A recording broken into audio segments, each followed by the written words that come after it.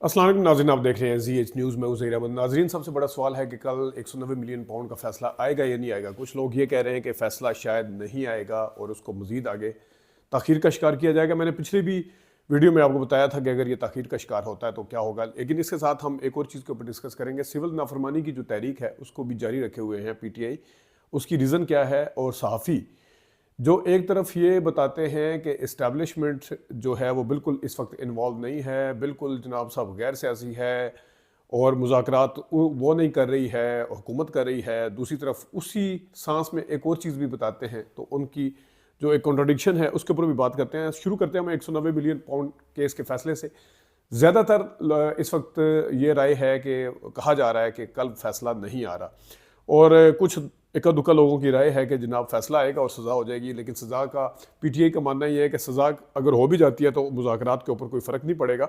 लेकिन अगर देखा जाए कि मुज़ाकरात किस लेवल पे हो रहे हैं, किस तरह हो रहे हैं, तो इससे बड़ा मैसेज आएगा अगर सज़ा हो जाती है कि जो एक कहा जा रहा है कि मुज़ाकरात जो हैं एक दिखावे के, तो मुज़ाकराती कमेटियाँ कर रही हैं लेकिन मुज़ाकरात कहीं और हो रहे हैं, तो इसके हवाले से एक वो मैसेज जाएगा या जो भी है। क्योंकि एक तरफ इमरान खान साहब ने सिविल नाफरमानी की तारीख को जारी रखे हुए हैं और उसकी रीज़न आपको पता है कि एक प्रेशर जो है वो बिल्ट हुआ है। आप जितना मर्जी कह लें कि रेमिटेंस जो पिछले साल 35 मिलियन पता नहीं कितनी आई थी, लेकिन एक जो इसका प्रेशर है वो अपनी जगह पे कायम है और इस चीज़ को बहुत ही अच्छे तरीके से जानते हैं इमरान खान साहब। और ज़ाहिर है उनको बाहर से जब जो उनके दोस्त मिलते हैं, जाके साथी पार्टी लीडर मिलते हैं, वकला मिलते हैं, वो भी फीडबैक देते हैं, लेकिन उनको बहुत अच्छे तरीके से पता है कि प्रेशर में किस तरह रखना है, किस तरह डालना है।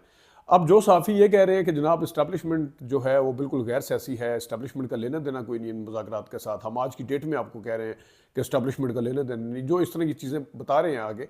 अगरचे उनको इस्टेब्लिशमेंट के करीबी साफ़ी समझा जाता है, लेकिन इसके बावजूद भी फिर उनकी अपनी बातों के अंदर जो तज़ाद पाया जाता है वो भी बिल्कुल सामने है। एक तरफ वो कहते हैं कि इस्टेब्लिशमेंट का लेना देना कोई नहीं है, हुकूमती लेवल पे हो रहे हैं मुज़ाकरात, मुज़ाकरात में से क्या। दूसरी तरफ उसी सांस में कहते हैं कि PTI के लिए अच्छा है कि मुज़ाकरात कर लें, होश के नाखन लें। ये वर्ड कोट एंड कोट में आपको बता रहा हूँ, होश के नाखन लें, वरना काम ज़्यादा ख़राब हो जाएगा, आप मुज़ाकरात कर लें। अब एक तरफ वो कहते हैं कि हुकूमत के पास लेना देना भी कुछ नहीं है। आपके बकौल हुकूमत मुज़ाकरात कर रही है, हुकूमत के पास मैंडेट कोई नहीं है, हुकूमत कुछ नहीं कर सकती। एक तरफ आप ये भी कहते हैं। एक तरफ कह रहे हैं कि मुज़ाकरात कर लें, होश के नाखुन लें। अब वो मुज़ाकरात किसके साथ करें? हुकूमत के साथ करें, वो तो कर रहे हैं पहले से। हुकूमत के साथ वो पहले से मुज़ाकरात कर रहे हैं। अगरचे वो जिस मैंने कल की वीडियो में बताया था कि रिटर्न चीज़ें कोई नहीं दे रहा, और मैंने आपको 8-10 दिन पहले, अब तो सब ज़ुबान सदे आप ये चीज़ के वो ये कहेंगे कि NRO मांग रहे हैं। मैंने आपको एक हफ़्ता पहले जब पहली मीटिंग हुई थी उस वक्त कह दिया था कि तहरीरी तौर पर देने का मतलब ये होगा कि हुकूमत जो है उस बयानिए के ऊपर खेलेगी। मेरी अभी भी वीडियो आप जाके देख सकते हैं कि उस पर खेलेंगे। देखें जी, NRO मांग रहे हैं। आपको याद है इमरान खान साहब और PTI जो है वो जब नैब की तरमीम आई थी, जब इमरान खान साहब वज़ीर-ए-आज़म थे, नैब की तरमीम ये उसके ऊपर उन्होंने पीपल्स पार्टी और नून लीग ने जनाब साथ देने से इनकार किया था, लेकिन अपनी 34 उसमें या 36 जो थी शिकें वो तब्दील करवाई थी। और हर PTI का बंदा समेत बानी चेयरमैन इमरान खान साहब के ये कहते थे कि देखें ये NRO मांग लें, और वहाँ पे उस वक्त की अपोजिशन को बहुत ज़्यादा डिफेंसिव कर दिया था ये कह के।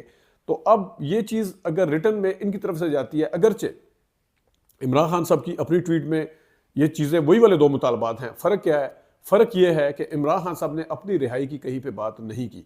इमरान खान साहब ने कैदियों की रिहाई की बात की है, इमरान खान ने जुडिशल कमीशन बनाने की बात की है, उन्होंने 26 नवंबर की और 9 मई के हवाले से जो बातें की हैं वो सबके सामने है, लेकिन अपनी रिहाई की बात नहीं। अब अगर रिटर्न में देते हैं तो ज़ुबानी कलामी तो वो कह चुके हैं कि हम बानी चेयरमैन इमरान खान साहब की रिहाई चाहते हैं, लेकिन जब वो रिटर्न में देंगे तो इसके ऊपर वो खेला जाएगा।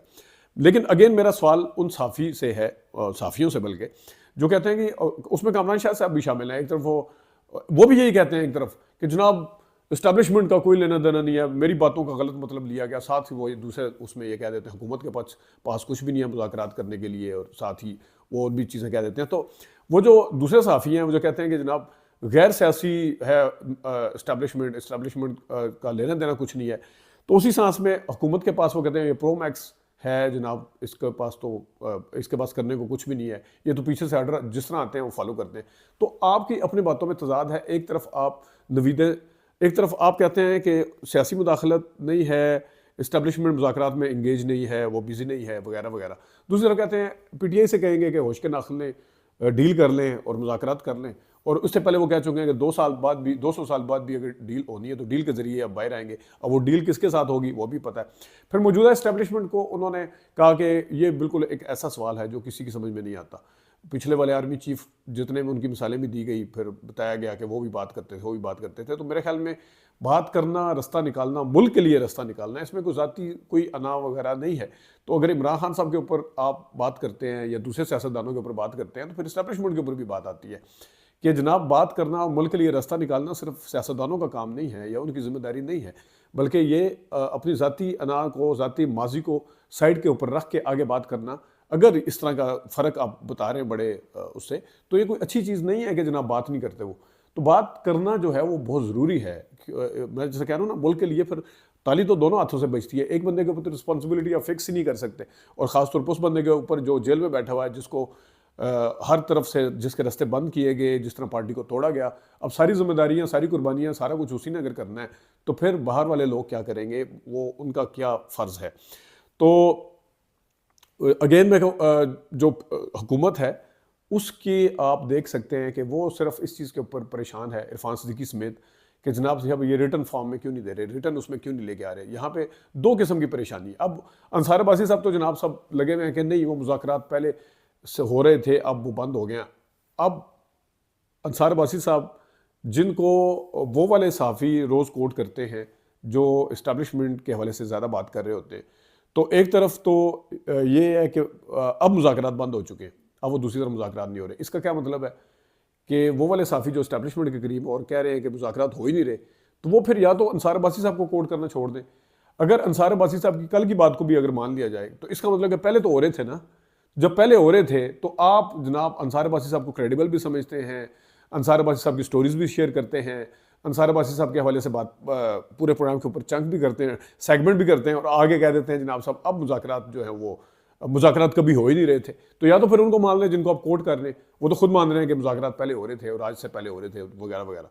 तो मुज़ाकरात को लेके बुशरा बीबी, हुकूमत का जो बयानिया है, हुकूमत के वसफ़े, वज़ीर-ए-आज़म के वसफ़े, वज़ीर-ए-आज़म के साथ साथ डिफेंस मिनिस्टर के वसफ़े, डिफेंस मिनिस्टर के साथ जावेद लतीफ़ की बातें, जावेद लतीफ़ के साथ साथ कुछ तज्ज़ियाकारों की बातें, और फिर उसके साथ साथ इंटरनेशनल प्रेशर, ये तमाम चीज़ें इस चीज़ को साबित करता है कि हुकूमत मुज़ाकरात की टेबल के ऊपर आई नहीं बल्कि लाई गई है। और जो पसे पर्दा मुज़ाकरात की बातें जो हो रही हैं, या इमरान खान साहब जो बात बताते हैं अटक के हवाले से, अंदरूनी डील के हवाले से, वो बातें होती रही हैं, हुई हैं। अगर इमरान खान साहब को आप कह रहे हैं, हुकूमत भी कह रही है और वो साफ़ी भी कह रहे हैं जो इस्टेब्लिशमेंट का दिफा करते हैं कि कोई मुज़ाकरात हो नहीं रहे, कोई मैसेज नहीं आ रहे, तो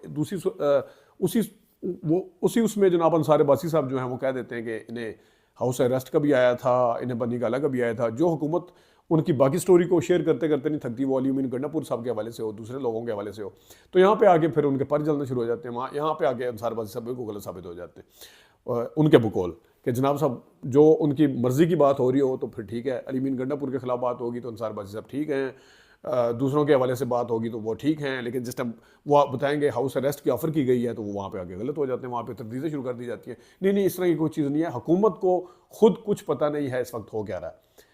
उनके जिस तरीके से वो, उनके पास सिर्फ करने का एक काम है कि किसी भी तरीके से बयानिया उनका आ जाए सामने कि वो बानी चेयरमैन की रिहाई चाह रहे हैं। वो जो एक बनाया हुआ है, आपको पता है ना, नवाज शरीफ साहब जो है वो जेल के हवाले से कितने सेंसिटिव होते हैं।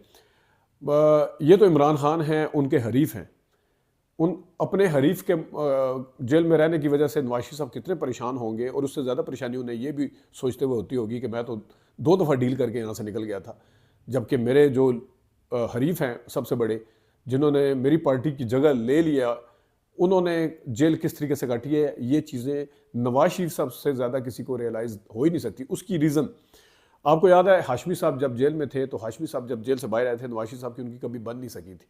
पस पर्दा ये खबरें मिलती थी कि नवाज शरीफ साहब कहते थे कि ये अपने आप को मेरे से बड़ा लीडर समझता है। अब वो चोर की दाढ़ी में तिनका या दिल में चोर होने वाली बात है, क्योंकि हाशमी साहब ने जेल काटी थी भादरी के साथ, क्योंकि नवाज शरीफ डील करके पहले भी चले गए थे, दूसरी दफ़ा फिर चले गए, दूसरी दफ़ा तो चले हाशमी साहब छोड़ चुके थे, लेकिन ये चीज़ नवाज शरीफ साहब के जहन में थी कि ये बंदा जो है ये जेल काट के आया, तो इस वजह से वो उनसे खौफ भी रहते थे और उनको अपोजिशन लीडर भी नहीं बनाया था, वो भी चौधरी निसार अली खान को बनाया था। तो कुर्बानी का कोई सिला नहीं मिला था। और इसके साथ मैं आपको एक और चीज़ बताऊं, शाहिद खाकान अब्बासी साहब जब नून लीग में थे, वो जेल में थे, उन्होंने ज़मानत लेने से इनकार कर दिया था, उन्होंने बाहर रिहाई लेने से इनकार कर दिया था। तो नवाज शरीफ साहब ने लंदन से मैसेज भेजा था कि जनाब आप जेल से बाहर निकले, जेल के अंदर अभी तक क्या कर रहे हो। यानी वो ये चीज़ बर्दाश्त नहीं कर सकते थे कि ये जेल में रहे और इनका नाम भादरों में आए, लिखा जाए या इस तरीके से, क्योंकि वो उनका जब लीडर जो है वो जेल से भागा 2 दफ़ा, यानी कि डील करके, तो वो कैसे बर्दाश्त कर सकता है कि उनकी पार्टी का कोई बंदा जो है उन्हीं के जमात के आगे बंदे उनके सामने आगे कहते होंगे देखें जी शाहिद खान अब्बासी साहब कितने बहादुर हैं, वो तो जेल में बैठे हुए हैं। तो इसका क्या मतलब, वो इनडायरेक्टली फिर नवाज शरीफ साहब को लगती है ना चोट जाके कि वो बैठे हुए मैं भागाया था।